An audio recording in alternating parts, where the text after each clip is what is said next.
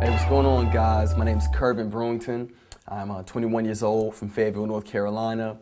My story is one of God's grace and extended mercy. Both of my parents loved God and raised me the way the Word instructed them to.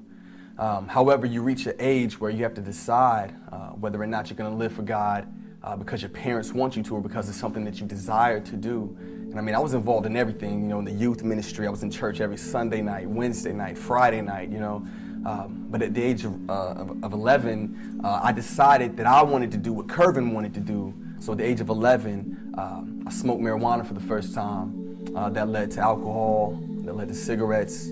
By age 15, I had a full-fledged ecstasy addiction. And, it was at that point that my addiction was just out of control. I started doing things to support my habit. I did things I never thought I would do. I was introduced to cocaine, and my life was just going down in a downward spiral. And like I said, I got involved. When I was 17 years old, I was arrested and charged with an armed robbery, second-degree kidnapping, conspiracy to commit robbery with a dangerous weapon. And I was on probation when I caught these charges, and I was facing 10 years prison time. And I wasn't even 18 years old yet.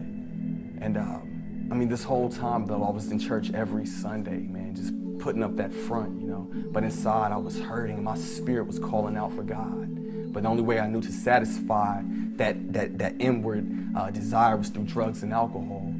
So, but God made a way. His grace was so sufficient, and it was worked out where if I went through a program called Teen Challenge and graduated, that my 10-year prison sentence would be wiped clean. So, of course, I went to the program, because who wouldn't do that over 10 years in prison? But when I got there, God met me there.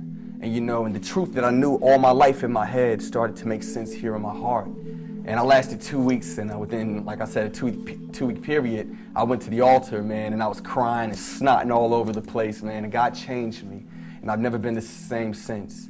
And He's just opened up so many doors. I married the love of my life, my childhood sweetheart, and we're just walking in the ways that the Lord has for us. And if there's anyone in this room right now, if you're looking around and you feel out of place, like I don't belong here, or what do these people have?